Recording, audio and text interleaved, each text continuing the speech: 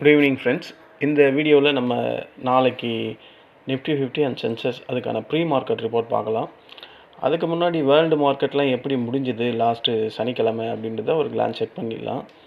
World மார்க்கெட்டில் போனால் tau 30 வந்து 12 பாயிண்ட்டு ப்ளஸில் முடிஞ்சிருக்கு. எஸ்எம்பி வந்து 62 பாயிண்ட்டு ப்ளஸ்ஸு. நாஸ்டாக் கம்போசிட் 441 வைங்களேன். எஃப்டிஎஸ்சி மைனஸில் முடிஞ்சிருக்கு. சிஎஸ்சியே மைனஸில் முடிஞ்சிருக்கு. Tax 325 point minus. நிக்கி எல்லாம் நம்ம ஆல்ரெடி பார்த்துட்டோம். நிக்கி, ஆங்ஷங்கு, ஷாங்காய் கம்போசிட், நம்ம NSC Nifty, BSc Sensex, STI, காஸ்பி எல்லாமே பார்த்துட்டோம். ஓகேங்களா. க்ரூட் ஆயில் வந்து குறைஞ்சிருக்கு. 98 சம்திங் இருந்தது, இப்போ 94.68 முடிஞ்சிருக்கு. கோல்டு ஏறி இருக்குது. க்ரூட் ஆயில் குறைஞ்சாவே கோல்டு ஏற தான் செய்யும். இது ஒரு லாஜிக்கு. சில்வர் ஏறி இருக்குது, காப்பர் ஏறி இருக்குது. அப்போது யூஎஸ்டி ஐஎன்ஆர் பார்த்தா கொஞ்சம் அப்ரிஷியேஷன் ஆகிருக்கு. $95 இருந்தது, இப்போ 94.400 இருக்குது. ஓகேங்களா. அதாவது இப்போதைக்கு நம்ம வேர்ல்டு மார்க்கெட்டை பார்த்தா திங்கட்கிழமை நிஃப்டி 50 ஓப்பனிங் எப்படி இருக்கும் அப்படின்றது என்னுடைய கருத்தை கேட்டிங்கன்னா, குளோபல் கியூஸ் அடிப்படையில் பார்த்தா நமக்கு ஒரு பாசிட்டிவான ஒரு ஃப்ளாட் ஓப்பனிங் இல்லைனா ஒரு பாசிட்டிவான ஓப்பனிங் ஒரு 50 பாயிண்ட்டுக்குள்ளே கிடைக்கும் அப்படின்ற மாதிரி தான் எனக்கு தோணுது. இப்போ இருக்கிற இந்த நிகழ்ச்சிகளை வச்சு, இந்த ட்ரேடிங் நம்பர்ஸை பார்த்தா எனக்கு அப்படி தான் தோணுது. முக்கிய காரணம் என்னன்னு கேட்டிங்கன்னா, அமெரிக்கா லாஸ்ட்டு ஃப்ரைடே வெள்ளிக்கிழமை நல்ல ஸ்ட்ரென்த்தாக க்ளோஸ் ஆகிருக்கு. இப்போ நம்ம பார்த்தோம். ஏன்னா குறிப்பாக S&P 500 அண்ட் நாஸ்டாக் ரெக்கார்டெல்லாம் வெரி ரெக்கார்ட் ஹை நியரில் க்ளோஸ் ஆகிருக்கு. ஓகேங்களா. ஏன்னா அந்த இடத்துல ஏஐ அண்டு டெக் ஸ்டாக்ஸ் எல்லாம் ரேலி ஸ்ட்ராங்கான சப்போர்ட்டு மார்க்கெட்டுக்கு கொடுத்துருக்கு. அப்போது டெக் ஸ்டாக்ஸு இதெல்லாம் நல்லா இந்த மாதிரி ஒரு பெரிய லெவலில் முன்னேறி முடியும் போது நம்ம ஐடி செக்டருக்கு அது கொஞ்சம் பாசிட்டிவிட்டியை கொடுக்கும் அப்படின்றதுல எந்த வித சந்தேகமும் கிடையாது. அப்போது திங்கட்கிழமை நம்ம மார்க்கெட் ஐடி எல்லாம் கொஞ்சம் பாசிட்டிவாக ஓப்பன் ஆகிறதுக்கான வாய்ப்புகள் அதிகம். ஓகேவா. டவ் ஜோன்ஸ் 30, இந்த டவ் 30 பார்த்தா கூட அவனும் மைனஸில் இல்லை. அதாவது என்ன சொல்லணும்னா ஃப்ளாட் பாசிட்டிவ் அப்படின்ற மாதிரி தான் இதை சொல்லணும். ஸோ குளோபல் சென்டிமெண்ட்டு நல்லா தான் இருக்குது, மார்க்கெட்டுக்கு சப்போர்ட்டாக தான் இருந்துருக்கு. ஓகேங்களா. அப்போது நம்ம கிஃப்ட் நிஃப்டி இண்டிகேட்டர்ஸ் இப்போ என்ன ட்ரேட் ஆகுது அப்படின்னு பார்த்தா 24,280 ட்ரேட் ஆகுது. நம்ம கிஃப்ட் நிஃப்டி ஒரு 40 பாயிண்ட் பாசிட்டிவில் ட்ரேட் ஆகுது. நம்மளது இங்கே 24,176 முடிஞ்சிருக்கு. ஓகேங்களா. ஸோ பாசிட்டிவாக தான் ஒரு 40 பாயிண்ட் பாசிட்டிவாக இருக்குது. ஸோ இந்த பாசிட்டிவிட்டி இப்போ வந்து பிரெண்ட் க்ரூட் ஆயில் எவ்வளோ ட்ரேட் ஆகுதுன்னு பார்த்தா 101.29 இருக்குது. ஓகேங்களா. சில இடத்துல 100ன்னு காட்டுறான், சில இடத்துல 101.29ன்னு காட்டுறான். எப்படி இருந்தாலும் நாளைக்கு காலையில் நமக்கு இதோட ரியல் நம்பர் தெரிஞ்சிடும். அதை பேஸ் பண்ணி இது இன்க்ரீஸ் ஆச்சுன்னா மார்க்கெட்டுக்கு அந்த பாசிட்டிவிட்டியான கேப் அப்ன்றது குறைய ஆரம்பிக்கும். இல்லை இது பெரிய லெவலில் இன்க்ரீஸ் ஆச்சுன்னா பெரிய கேப் அப் வரும், பெரிய கேப் டவுன் வரும். குறைஞ்சிதுன்னா கேப் அப் நல்லா ஓரளவுக்கு டீசெண்டாக ஒரு 100 பாயிண்ட்டுக்கிட்ட வரும். இப்போதைக்கு ஒரு 40 பாயிண்ட் பாசிட்டிவில் கேப் அப் அப்படின்ற மாதிரி தான் காட்டுது.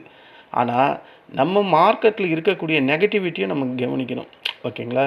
இது மட்டும் பாசிட்டிவ் மட்டும் நம்ம சொல்லிட்டா போதுமா? அமெரிக்காவில் எல்லாமே வெள்ளிக்கிழமை பாசிட்டிவாக முடிஞ்சிருக்கு, அது மட்டும் மார்க்கெட்டுக்கு ஹெல்ப் பண்ணுமான்னு கேட்டால் அது ஹெல்ப் பண்ண தான் செய்யும். பட் நெகட்டிவ் சைடில் என்னென்ன இருக்குன்னா, குளோபல் அந்த geopolitical tensions, middle east, Iran தொடர்பான டென்ஷன் ஹெவியாக இருக்குது.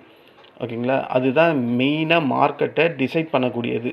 அது மார்க்கெட்டை டிசைட் பண்ணுறது அப்படின்றது இந்த இடத்துல க்ரூட் ஆயிலை பேஸ் பண்ணி சொல்கிறேன். ஓகேங்களா. அப்போ க்ரூட் ஆயில் ப்ரைஸ் ஏறுச்சுன்னா நம்ம மார்க்கெட் என்ன தான் மேலே பாசிட்டிவிட்டி இருந்தாலும் கீழே தான் வரும் இன்ட்ராடே டைமில். இல்லை க்ரூட் ஆயில் ப்ரைஸ் குறைஞ்சிதுன்னா என்ன தான் கீழே வந்தாலும் மார்க்கெட் மேல் நோக்கி போகும்.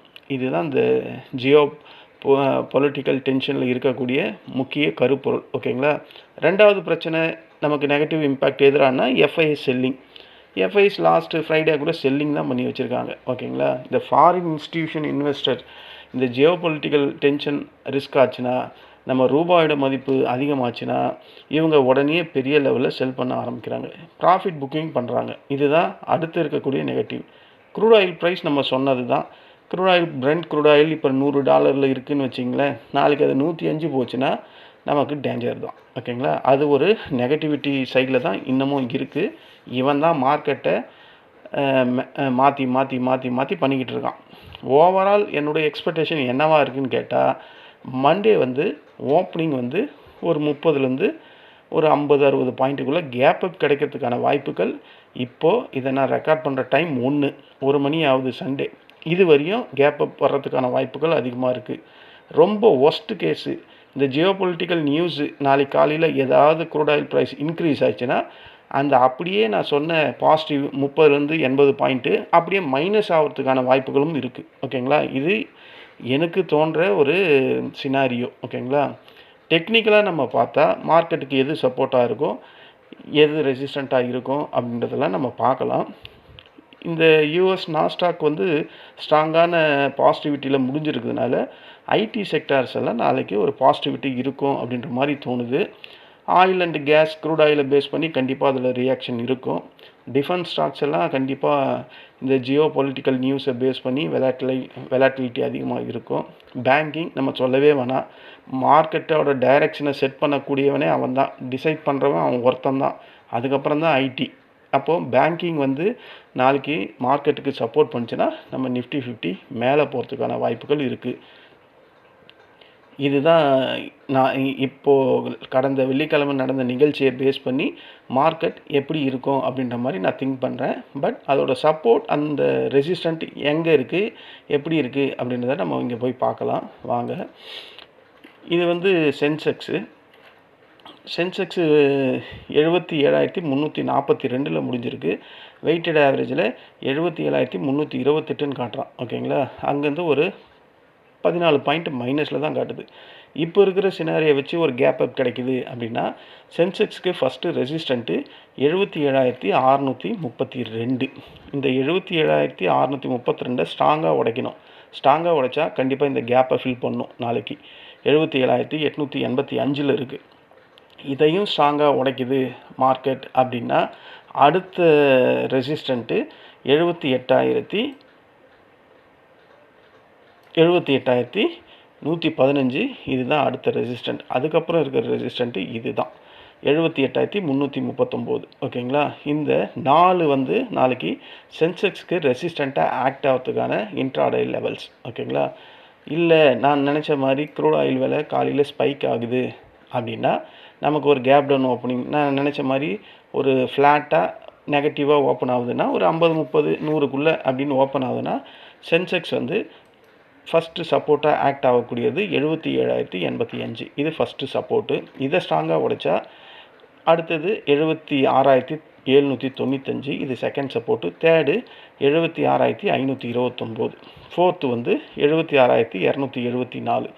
இந்த ஃபோர்த்து வர்றதுக்கு கொஞ்சம் வாய்ப்புகள் அதிகமாக இருக்க மாதிரி எனக்கு தோணுது. க்ரூட் ஆயிலை பேஸ் பண்ணி தான் சொல்கிறேன். ஓகேங்களா, ஏன்னா யூஎஸ் ஈரான் முந்தா நேற்று ஏதோ சண்டை நடந்த மாதிரி நான் நியூஸஸ் எல்லாம் பார்த்தேன். நமக்கு வர நியூஸ் வந்து 100ல் ஒரு 5% தான். 95% என்ன நியூஸ் ஒரிஜினல் நியூஸ்ன்றது நமக்கு தெரியாது. ஏன்னா அதை ஆல்ரெடி நியூஸில் வரும்போது அதை பாதி சுருக்கி நமக்கு தேவையானதெல்லாம் மறைச்சி அந்த நியூஸை பார்க்க வைக்க என்னென்ன அம்சங்கள் வேணுமோ அதை மட்டும் தான் நியூஸில் சொல்லுவாங்க. ரியலான நியூஸ் நமக்கு ரீச்சே ஆகாது. ஓகேங்களா, அதை வச்சு மார்க்கெட் க்ரூட் ஆயில் ப்ரைஸ் நாளைக்கு ஏறுச்சுன்னா இந்த கான்ஃப்ளிக்டால் ஈரான் அமெரிக்கா சண்டை நடந்தது உண்மையாக இருந்தால் மார்க்கெட் கேப் டவுனில் தான் ஓப்பன் ஆகும் நாளைக்கு என்னை பொறுத்த வரையும். இது சென்செக்ஸில் நாளைக்கு இன்ட்ராடே லெவல்ஸை ஆக்ட் ஆகிறதுக்கான வாய்ப்புகள் அதிகம். நிஃப்டி 50 வருவோம். நிஃப்டி 50 வந்தால் இது ஒரு பேஸு. இந்த ப்ளூ லைனு 74,179 முடிஞ்சிருக்கு.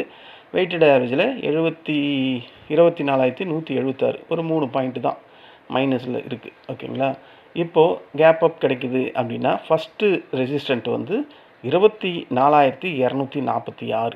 இதுதான் ஃபஸ்ட்டு ரெசிஸ்டண்ட்டாக நிஃப்டி 50ல் ஆக்ட் ஆகிறதுக்கான வாய்ப்புகள் அதிகம். அடுத்தது இந்த கேப்பை ஃபில் பண்ணும் 24,338.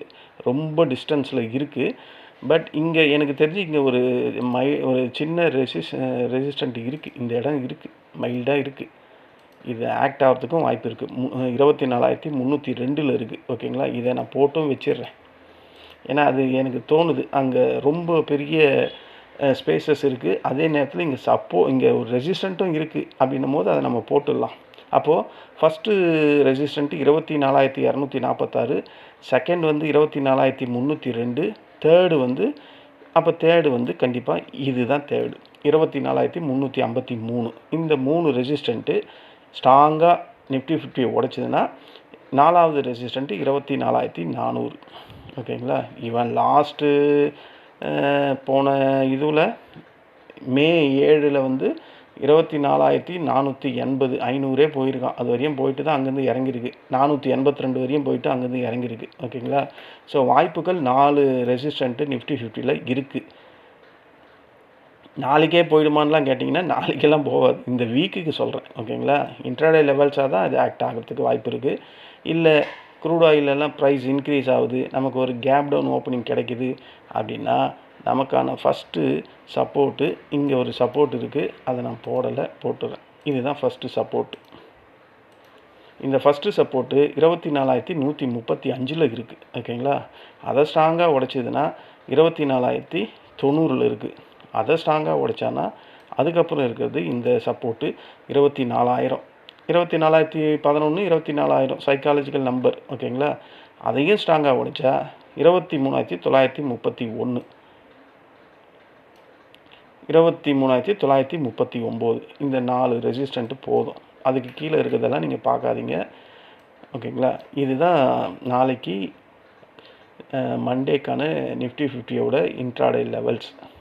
அது ப்ரீ மார்க்கெட்டும் கூட. இப்போ நம்ம இந்தியா விக்ஸ் எந்த லெவலில் இருக்குது அப்படின்னு செக் பண்ணால் 16.84. ஸோ இது ஸ்டில் இன்னும் அதிகம்தான். ஓகேங்களா? அப்போது வெலாட்டிலிட்டி கண்டிப்பாக இருக்க தான் செய்யும். லாஸ்ட்டு ஃப்ரைடேவோட ப்ரெஷரை பார்த்தா மார்க்கெட் ஃபர்தராக இறங்கும் அப்படின்ற மாதிரி இருந்தாலும் வேர்ல்டு மார்க்கெட் எல்லாம் நல்லா முடிஞ்சிருக்கு. Tau, S&P, Nasdaq composite. So இதை பேஸ் பண்ணி மார்க்கெட்டு நாளைக்கு ஐடி ஃபீல்டெல்லாம் ஒரு பாசிட்டிவிட்டி இருந்தால் மார்க்கெட் கேப் அப் ஆகும் அப்படின்றதுக்கான ரீசன் அதனால தான் சொன்னேன். ஒரு பாசிட்டிவான ஒரு கேப் அப் ஒரு 30லேருந்து 80 பாயிண்ட்டுக்குள்ளே கிடைக்கிறதுக்கு வாய்ப்பு இருக்குது அப்படின்ற மாதிரி ஸ்டார்டிங்லேயே சொன்னது இந்த ஒரு ரீசனால தான். ஓகேங்களா? ஆனால் அதுக்கப்புறம் மார்க்கெட் இன்ட்ராடே டைமில் ஹைலேருந்து இறங்க தான் செய்யும் அப்படின்ற மாதிரி தான் நான் தீர்மானிக்கிறேன். மார்க்கெட் நாளைக்கு ஹை வெலாட்டிலிட்டி இருக்கிறதுக்கான வாய்ப்புகள் அதிகமாக இருக்குது. ஏன்னா அடுத்த நாள் டியூஸ்டே நிஃப்டி 50க்கான வீக்லி எக்ஸ்பைரி இருக்குது. ஸோ அது வரையும் நம்ம நாளைக்கான மார்க்கெட் மட்டும் பார்ப்போம். நாளைக்கு கேப் அப் இருந்தாலும் இன்ட்ராடே டைமில் கீழ் நோக்கி வரதுக்கான வாய்ப்புகள் அதிகமாக இருக்குது. ஏன்னா லாஸ்ட்டு ஃப்ரைடே FIS 4,000 கோடிக்கு மேலே செல் தான் பண்ணி வச்சுருக்காங்க கேஷ் மார்க்கெட்டில். இதுதான் ஃப்ரெண்ட்ஸ் நாளைக்கான ப்ரீ மார்க்கெட் ரிப்போர்ட். இங்கே ஒரு டிஸ்க்ளைமர். இங்கே நான் கோடிட்டு காட்டியிருக்க இந்த ரெட் லைன், இந்த ப்ளூ லைன், இந்த க்ரீன் லைன்லாம் ஒரு ட்ரேடிங் ரெக்கமெண்டேஷன் லைன்ஸ்லாம் கிடையாது. இதை நம்பி நீங்கள் எந்த ஒரு ட்ரேடும் பிளைண்டாக பண்ணாதீங்க. ஏன்னா இந்த லைன்ஸ்ன்றது ஒரு எஜுகேஷன் பர்பஸ்க்காக நான் போட்டிருக்கேன். ஓகேங்களா? இது என்னுடைய ஸ்ட்ராட்டஜிக்காக நான் போட்டிருக்கேன். இதை பேஸ் பண்ணி எல்லாம் எந்த ட்ரேடும் பண்ணி உங்களோட வேல்யூபிள் மணியை இழந்துடாதீங்க. உங்கள் ஸ்ட்ராட்டஜி என்னவோ, உங்கள் சிஸ்டத்தோட என்ன மாதிரி ஸ்ட்ராட்டஜி இருக்கோ அதுக்கு ஏற்ற மாதிரி உங்கள் செட்டப் வர வரையும் மார்க்கெட்டில் வெயிட் பண்ணி இந்த மணியை மட்டும் ட்ரை பண்ணுங்கள். இதை தான் நான் ரெகுலராக சொல்கிறது. இந்த மணி ஒன்று தான் உங்களுக்கான ப்ராஃபிட் தரக்கூடியது. ஓகேங்களா? இந்த மாதிரி கேண்டில் வந்தால் மட்டும்தான் அந்த OTM, ATMலாம் உங்களுக்கு ப்ராஃபிட் தரும். இந்த மாதிரி கேண்டில் டெய்லியும் வருதா நீங்களே பார்த்துங்க. டெய்லியும் வந்தால் நம்ம ட்ரை பண்ணலாம், தப்பு கிடையாது. ஏன்னா கம்மி ப்ரீமியமு, சின்ன பொருளை கொடுத்து பெரிய லாபம் பார்க்குற சிஸ்டம் தான் இந்த OTM, ATMலாம். ஆனால் இது டெய்லியும் இந்த மாதிரி வருதான்னு கேட்டால் வராது. ஸோ வராத ஒன்றுத்துக்காக ATM, OTMஐ ட்ரை பண்ணி தினமும் லாஸ் பண்ணாதீங்க. உங்களோட கஷ்டப்பட்டு ஹார்ட் மணியை அனாவசியமாக லாஸ் பண்ணிடாதீங்க அப்படின்றது தான் என்னுடைய ஒரு ஆதங்கம். ஏன்னா நானும் ஒரு ஆப்ஷன் பையர். நான் எப்படி தோப்பனோ அப்படி தான் நீங்களும் தோப்பீங்க. எல்லாருமே ஒரே மாதிரி மைண்ட் செட்டில் தான் இருப்போம் ஆப்ஷன் பையர்ஸ். பட் இதுக்கான சில விதிவிலக்கெல்லாம் இருக்குது. அதை நான் அனுபவபூர்வமாக உணர்ந்திருக்கேன். இப்படியெல்லாம் பண்ணால் ப்ராஃபிட் பண்ண முடியுன்றதை நான் வெளிப்படையாக பண்ணிக்கிட்டே இருக்கேன். லாபம் பார்த்துக்கிட்டு தான் இருக்கேன். சில நேரத்தில் நஷ்டமும் பண்ணுறேன். ஆனால் பெரிய லெவல் நஷ்டம் நான் பண்ணுறதில்ல, பெரிய லெவல் லாபமும் பண்ணுறதில்ல. ஆனால் மந்த்லி வைஸ் பார்த்தா நான் லாபத்தில் தான் முடிக்கிறேன். ஸோ அது மாதிரி நீங்களும் வரணும், அதுதான் என்னுடைய ஒரு ஆசை. ஆப்ஷன் பையரும் கண்டிப்பாக தோற்றுக்கிட்டே இருக்கிறத விட சின்ன சின்ன லாபத்தை பிடிச்சி ஒவ்வொரு நாளும் மார்க்கெட்டில் ஜெயிக்கணும் அப்படின்றது என்னுடைய வெகு நாள் ஆசை. அதுக்காக தான் இந்த யூடியூப் சேனல்லையே நான் ஆரம்பித்தேன். நீங்கள் கண்டிப்பாக மாறணும். நம்மளும் ஆப்ஷன் செல்லருக்கு ஈக்குவலாக ப்ராஃபிட் பண்ணணும். அவங்கள மாதிரி பெரிய ப்ராஃபிட்லாம் பண்ண வேணாம். ஒரு நாளைக்கு 1000 ரூபா போதும், 5 நாளைக்கு 5000 ரூபா. ப்ரோக்கரேஜ் போனால் கூட ஒரு 3000 ரூபாய் நிற்கும். போதும். நம்ம இந்த மாதிரி பழக்கம் பண்ணிக்கிட்டா, ப்ராக்டிஸ் பண்ணால், இந்த ப்ராக்டிஸ் கண்டிப்பாக ஒரு நாள் பெரிய வெற்றியை நோக்கி நம்மளை உந்தி தள்ளும், முன்னோக்கி செல்லும் அப்படின்றது என்னுடைய நம்பிக்கை. ஓகேங்களா? அந்த நம்பிக்கையை பேஸ் பண்ணி தான் நான் இந்த 11 வருஷமாக ஆப்ஷன் பையிங்கே தான் என்னுடைய முழு நேர தொழிலாக பண்ணிக்கிட்டு இருக்கேன். அதை நீங்களும் பண்ணணும். இதுதான் உங்கள் தொழில் அப்படின்னு நினச்சிட்டிங்கன்னா, அதில் என்ன நம்ம ப்ராஃபிட் பண்ண முடியுமோ அதுக்கான ஆயத்த வேலைகளை பண்ணணும். ஸ்ட்ராங்காக பண்ணணும். ஏனோ தானோலாம் பண்ணக்கூடாது. நம்ம 9:15லேருந்து 3:30 வரையும் உட்கார்றோம். எதுக்கு உட்கார்றோம்? ப்ராஃபிட் பண்ணுறதுக்கு. அந்த ப்ராஃபிட் பண்ணுறது எல்லா நாளையும் பண்ண முடியல. சில நாள் லாஸ் வந்தால் அதை மனசார அக்செப்ட் பண்ணிக்கிட்டு வெளியே வந்துடணும். அடுத்த நாள் பார்க்கணும்.